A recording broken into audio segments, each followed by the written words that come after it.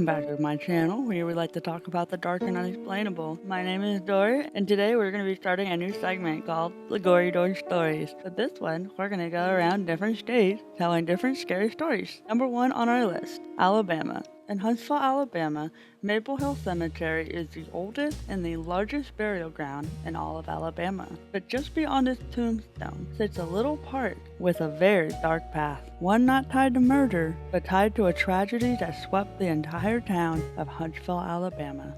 Welcome to the Dead Children's Playground. When the Spanish flu reached Huntsville in late September 1918, it arrived like a silent storm. The first case appeared in the northern parts of Madison County, brought unwittingly by travelers returning from far-off places. Within a week, Huntsville was in crisis, cases surging over 1,000 cases, and death climbed daily as the disease ripped through the families and neighborhoods alike.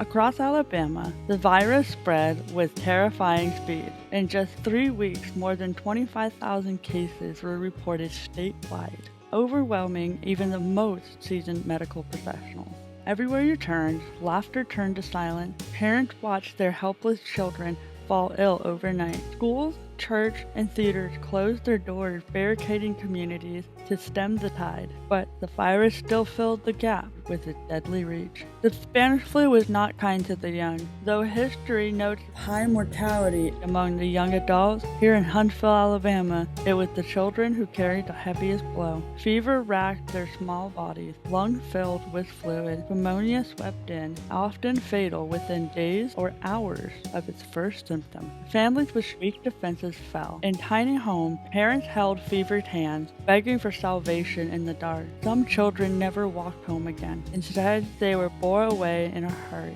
Sorrowful funerals, dozens of tiny bodies buried together in an unmarked grave near an old limestone quarry, a part never meant to be a resting place for the tiny souls. Later, the city planners turned the place of stone sorrow into a playground. They wanted to fill it with joy, a swing set under a pale oak tree, laughter replacing tears. But twilight came, and winds began to whisper names that weren't called. On still nights, guardians who stayed behind, the spirits of the lost children seemed to return, swinging slowly as if yearning for a childhood stolen too soon. Locals of Huntsville, Alabama claimed that between the hours of 10 p.m. and 3 a.m., the swings began to sway on their own, even on the windless nights.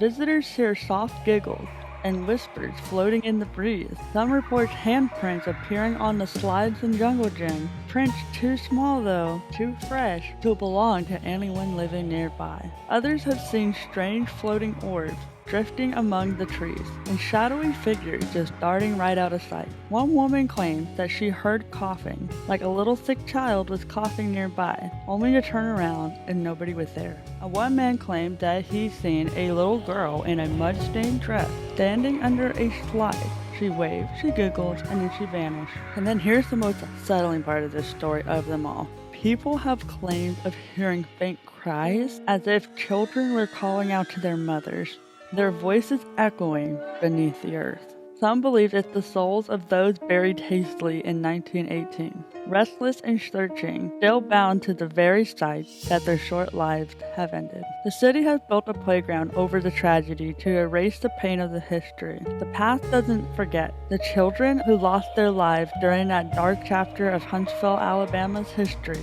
might still be there, swinging under the moonlight, laughing in the darkness, and waiting for someone to hear them. Locals warn never to stay too long, never to answer to the voices, and above all else, never visit the park alone at night. So if you ever find yourself at the Dead Children's Playground after dark, hear a little kid crashing or crying where there's no children should be, don't look too hard. Some spirits don't like to be disrupted. That's tonight's Gory Dory Stories. Follow for more chilling legends and tell me which place shall we explore next. My name is Dory, and I'll see you in the next one. Toodaloo!